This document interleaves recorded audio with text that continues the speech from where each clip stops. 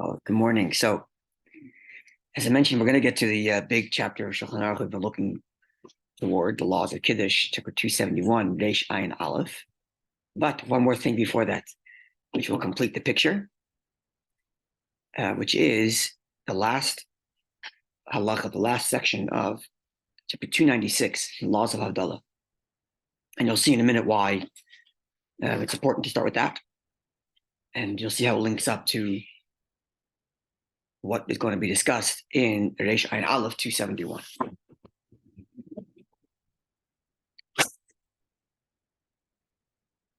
On the single page there, 19. So that's 296. It's today's study. It's the laws governing recitation of Havdalah. Okay, L'divrei ha'omrim, according to those who maintain she'ikir Havdalah hu min haTorah, that the primary obligation of Havdalah is biblical in nature. Shenemar, as the verse reads, Zocher Yom HaShabbos l'katshei. The Torah says, and we learned this in the Gemara and Psachim, this is the foundation of Kiddush, remember the Shabbos to sanctify it. Now, we learned in the Gemara, this verse primarily with respect to the Kiddush. But one could understand it, and this is where it's going to link up to chapter 271, where we'll discuss this more in detail. But one could understand it as Zachreu bein b'knisasai, make mention of the Shabbos both as you enter the Shabbos, bein b'tziyasai, and as you exit the Shabbos. So the verse says, make mention of the day of the Shabbos to sanctify it. One can understand it like bookends. Sanctified as you go in, and sanctified as you go out.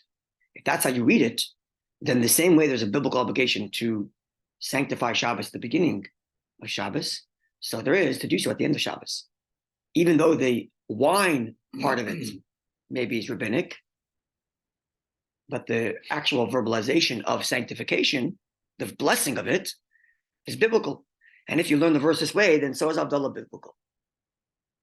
Right? This is why it links up to chapter 271, where he's going to begin with the laws of Kiddush are either biblical in nature or not biblical in nature, rabbinic, and where does it come from? Sorry? Doesn't matter. Well, we're going to see what the difference is if it's biblical or rabbinic. We're going to see in a moment. You're right, it doesn't matter for me and you, but we see where it does make a difference. So this would be one way of understanding it. Okay?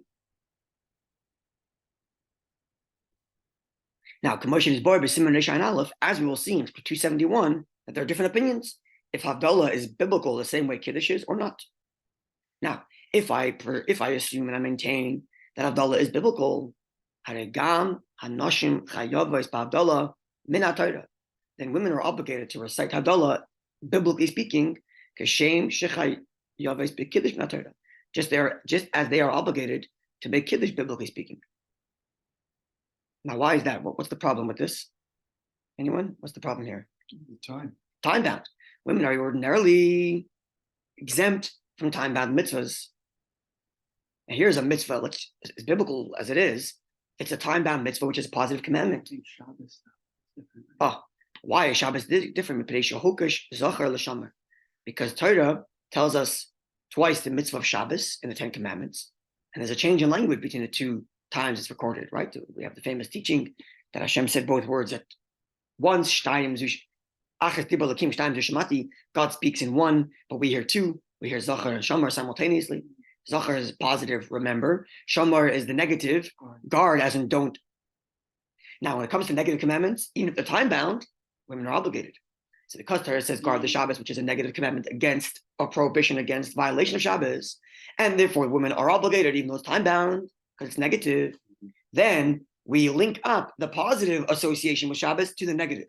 And just as they are obligated the negative, that i.e., they're obligated or prohibited from violating Shabbos, they're therefore also commanded positively to sanctify the Shabbos. And thus, therefore, women are obligated biblically in Kiddush. And if you're of the view that Havdalah is just the bookend of Kiddush, then women are also obligated biblically in Havdalah. And there is where it would make a difference. Right? Whether it's biblical or rabbinic, doesn't make the difference for our obligation, but it changes women's association with it. As if it's part of the biblical commandment. And the biblical commandment is linked up to the negative commandment, and therefore women are obligated, then women are also obligated in Havdalah. Okay? And therefore, continues second paragraph, following this view, they would be required to make Havdalah in their evening service, in their Shemona Esrei, in their Amidah, in their davening, because that's the verbalization of Havdalah is primarily in davening by Atach and Antanu, where we do that, insert that paragraph. And Ba'ala Kais, they would also have to make Havdalah on the cup of wine. As our sages established it, that they have instructed that those who are obligated in Havdalah should do so in a cup of wine. And therefore that would apply to women as well, just as it would apply to men. Because biblically speaking, they are obligated in the primary Havdalah. So there's a steps of logic here. They're obligated in the negative of Shabbos, the prohibition against work. Therefore, they're also obligated in the positive of Shabbos, i.e., sanctify Shabbos. Now, if Havdalah is part of the sanctification of Shabbos, then they're obligated in Havdalah. Now, if they're obligated in Havdalah, then all of the sages' enactments regarding Havdalah apply to them too, and therefore they have to make Havdalah, the cup of wine as well, just like men. And the bracha of Shemona Esrei, because all the obligations associated with the biblical obligation to make Havdalah would apply to them. Can they just hear Havdalah? Certainly, but they also, but not only they can, they have to. So if they're not obligated biblically, then they can. But if they're obligated biblically, then they have to. Does that mean we're going to see what the difference is? A woman can be yotzei for a man? Oh, we'll get to that. Okay. This is where we're going. Okay. Yeah, very, very good. Okay, third paragraph. Aval but, so again, this is all if we follow the view that says that Havdalah is biblically mandated and therefore it extends to the women as well. But if we're going to follow the view, which will be explained and explored further in chapter 271, which we're learning next. If we follow the view which says, Shem mitzvah zachar, that the mitzvah to make mention of Shabbos, Eina ela b'knisas Shabbos, is only at the beginning of Shabbos, i.e. Kiddush. V'lo b'yitziasai, and not at the end. And therefore, Ikar Havdalah eina ela b'divrei sefer, then the entirety of Havdalah is only rabbinic.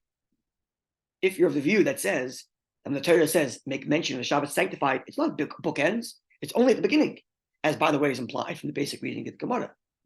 The basic reading of the Gemara that we learned, you see that there's the reading and there's context. The reading of the Gemara sounds like it's only talking about the beginning because it goes into Kiddush. But the context is the discussion of Kiddush and Havdalah is almost like two ends of one thing. So contextually, you can learn the Gemara that it's talking about both.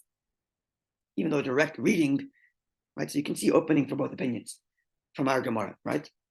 Well, it seems to constantly oscillate. Exactly. Implying that the two in the Gemara. So. The Gemara is oscillating, exactly. The Gemara oscillates between Havdalah and Kiddush, and then it brings a verse to tell us where it comes from. Okay, so it's both. Mm-hmm. Or hold on a second, read it very carefully. It's only talking about the beginning.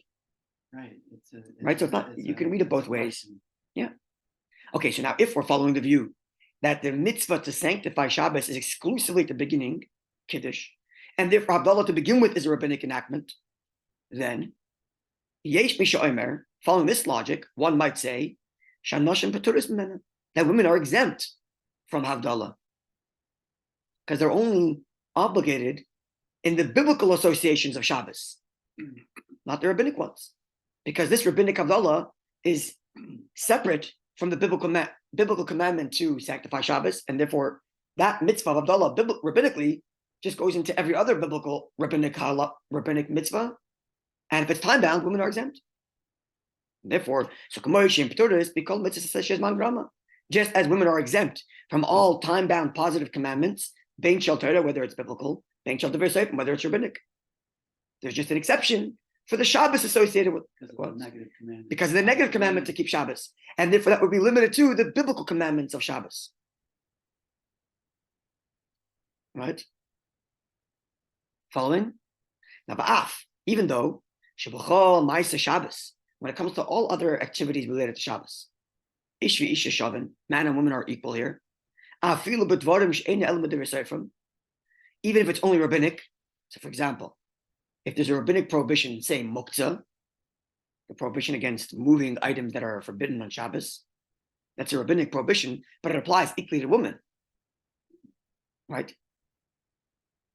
Why? Because hayol being shavin b'dvarim she'im min Torah. Otherwise, it's meaningless because what? Could lead to biblical. Because it's linked to the biblical in which they're equal.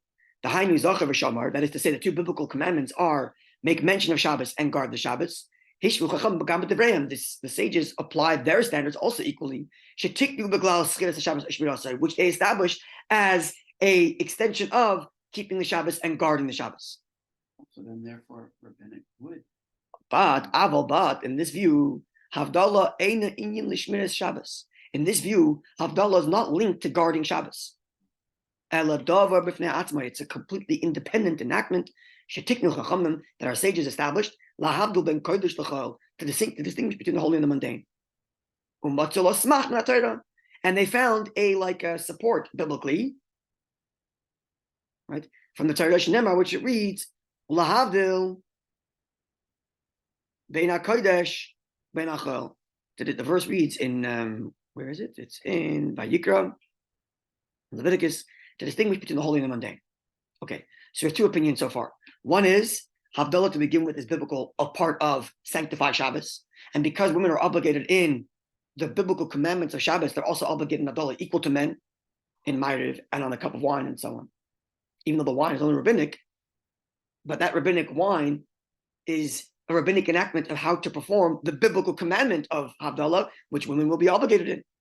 Opinion A. That's right. That's right. Opinion A. Opinion B is Havdalah is rabbinic.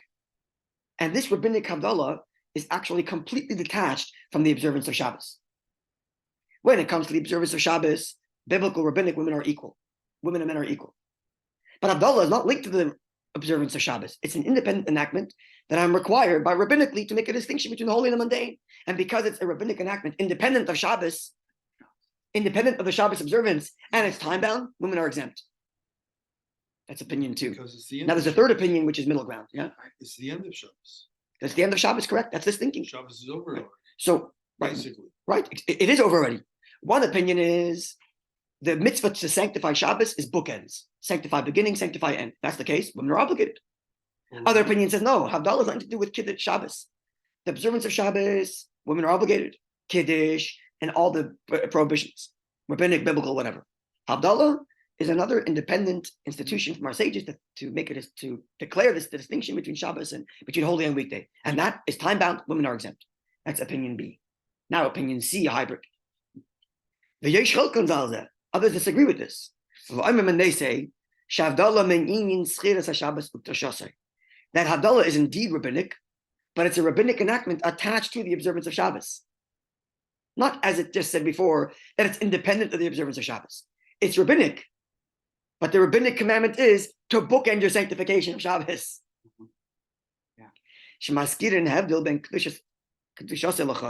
In that we are enjoined rabbinically to distinguish between the holiness of Shabbos and the mundane. So it's linked to my observance of Shabbos, but only rabbinically linked. Yeah, and in support of that is that you can't do malacha, right? So you declare something, right? We learned that women have to be. We learned that women should be taught to say Baruch Hamavdil Kodesh L'Chol because you have to make some distinction, right? So yes. And therefore, according to this view, women are obligated in Havdalah rabbinically. Just as they are obligated in all rabbinic enactments that are associated with the observance of Shabbos.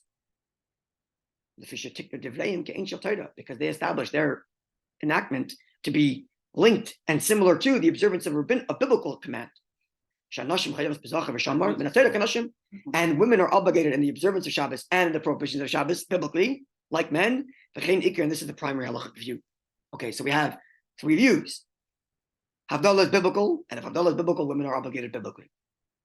Havdalah is rabbinic, independent of the observance of Shabbos, and therefore women are exempt totally. Or opinion C, it's rabbinic, but rabbinically linked to Shabbos. And therefore women are obligated rabbinically. And this is the primary view. So the primary view here is that both men and women are equally obligated, but only rabbinically. That would be here, the third view. Okay, continues. I think this is the last paragraph there. Yeah, last paragraph from the first page. Nonetheless, okay, so what would be the difference? If we are equally obligated, right, then in theory, men and women can fulfill each other's obligation because they're obligated equally. right?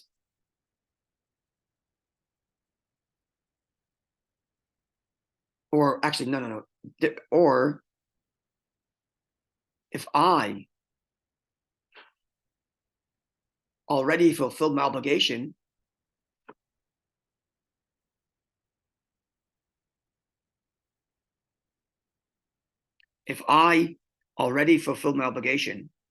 can I make Havdalah again in order to fulfill a woman's obligation? So I fulfilled my obligation already, but I'm going to say it now again in order for her to hear Havdalah. Am I allowed to? If she's not listening. No, she's listening. So I heard Havdalah already. Let's say I made Havdalah. Sorry? No, let's think about it. He's going to explain in a moment. If I already heard Havdalah and my wife did not, can I repeat Havdalah again for her sake? So Kiddush I'd be allowed to, because she's obligated. It's not a wasted bracha. I'm saying it again because she's obligated, as we'll learn in 271. But if she's not obligated, then my repeating it again just for her is a wasted bracha because she's not obligated, and I wouldn't be allowed to. And there is a view which says she's exempt entirely. Right? That's what he writes here. The nonetheless, we have to be careful with regard to the first opinion that says, the first opinion within the rabbinic view. That is to say, the first opinion which says that she's not obligated at all. And therefore,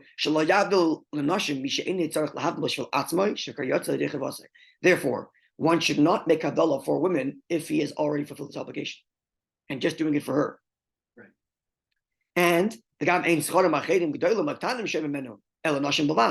And no one else is listening to me. There are no males listening to me. Because if I'm doing it for other men who are obligated, then it's fine. Then she can listen along. But nobody else is listening. It's just her. Why shall a fish water is right now? Because according to the first view, within the rabbinic frame, that women are completely exempt from Havdalah. I'm making a bracha in vain. But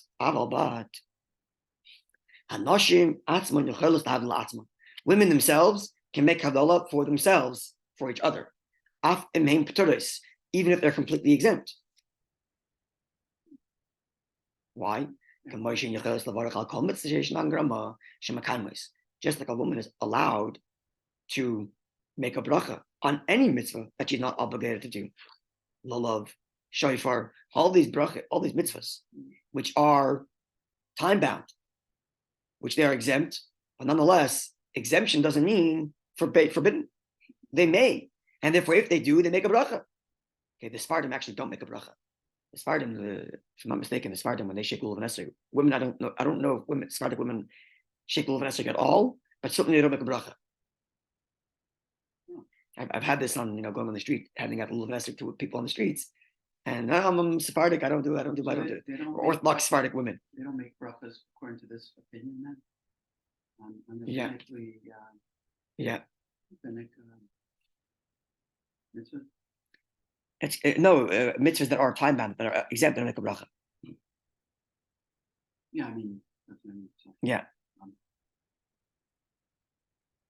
Yeah. But the Alter Rebbe is of the view that they do.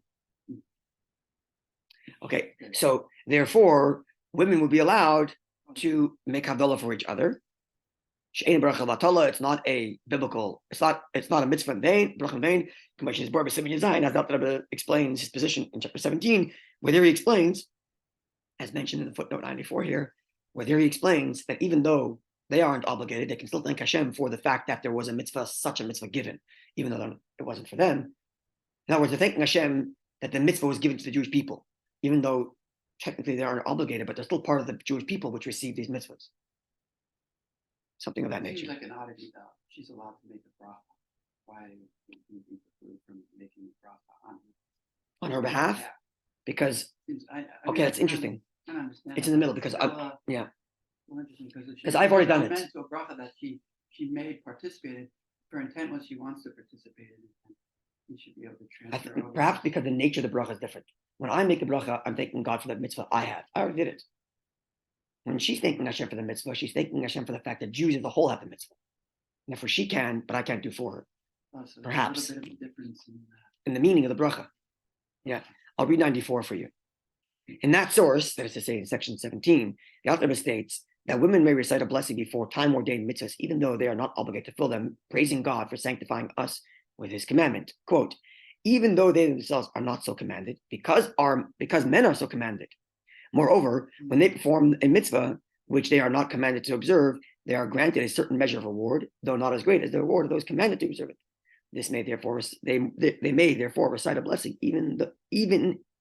blessing if they observe any such mitzvah appropriately. End quote. Do they see the part and commanded in the bracha? They do, and they're referring to the fact that as a totality of Jews, we were commanded. That's what it says here. Nevertheless, also a man should not listen to a woman making Havdalah, because again, because perhaps according to one view, she's not obligated. We're also